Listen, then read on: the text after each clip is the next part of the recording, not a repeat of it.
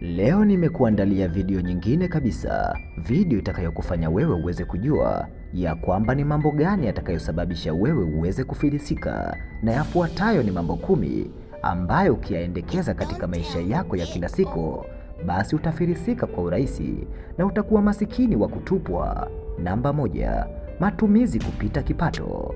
Kutumia zaidi ya kile kiasi unachokipata kila mwezi bila mpango ni moja kati ya kitu kitakachokufanya uweze kufilisika kwa uharaka, tofauti na ilivyokuwa kawaida. Namba 2, kutokuwa na bajeti.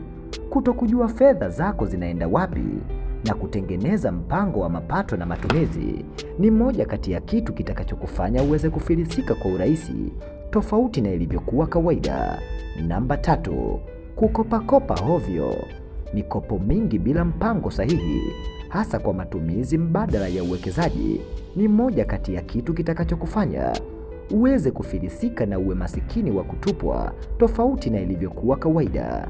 Kopa kitu au fedha kwa ajili ya kuwekeza na kuzalisha, na sio kukopa kwa ajili ya kulipa madeni kwa namna moja ama nyingine. Namba 4, kutokuwa na akiba. Kutokuweka akiba kwa ajili ya dharura. Hiyo ni changamoto ndogo ambayo ikijitokeza kwenye maisha yako utajikuta unafilisika, tofauti na ilivyokuwa kawaida. Namba 5, ulevi na hanasa.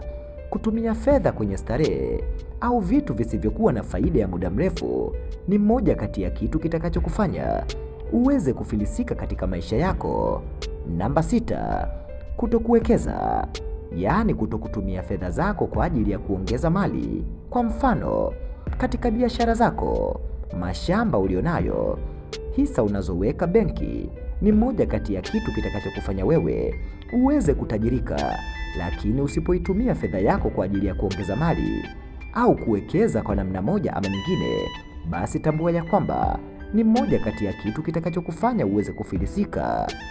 Ni sawasawa na kubaki kutegemea mapato madogo wakati una mtaji mkubwa sana wa ardhi pamoja na biashara ulionayo. Namba 7, kutokujifunza elimu ya fedha. Kutokujua namna ya kusimamia fedha zako kwa usahihi ni moja kati ya kitu kitakachokufanya uweze kufilisika. Namba 8, kutokujua kipaumbele au vipaumbele katika maisha yako. Kutumia pesa kwenye vitu vidogo vidogo visivyokuwa na maana badala ya mahitaji makubwa. Hiyo ni moja kati ya kitu kitakachokufanya uweze kufilisika na kuwa masikini wa kutupwa. Namba 9, kutegemea chanzo kimoja cha mapato. Ukipoteza, unaweza kuanguka kabisa kifedha, lakini ukiwa na vyanzo mbalimbali vya mapato, itakuwa ni rahisi wewe kuweza kusimama kwa namna moja ama nyingine. Namba 10, kupuuzia afya yako. Gharama kubwa za matibabu zinaweza kuharibu kabisa hali ya kifedha. Utakapokuwa umeumwa na biashara yako inahitaji wewe uweze kuwa hai na mwenye afya njema, basi tambua ya kwamba biashara itadolola. Hautoweza kwenda kazini kwa sababu umeipuuza afya yako. Lakini utakapoijali afya yako, mambo yote katika maisha yako yatakwenda sambamba kama unavyotarajia. Suluhisho ni nini? Kuwa na bajeti, weka akiba, punguza anasa, jifunze uwekezaji, tafuta vyanzo zaidi ya kimoja cha mapato ili uweze kutajirika. Tofauti na hapo, mambo haya 10 yatasababisha uweze kufilisika na uwe masikini wa kutupwa kabisa. Lakini ikiwa kama ni mara yako ya kwanza kufungua video zetu, basi jiunge nasi kwa kusubscribe katika chaneli yako pendwa ya Bongo Swahili ili uweze kuyafahamu yale yote yaliyojificha kiundani zaidi. Asante kwa kutuamini.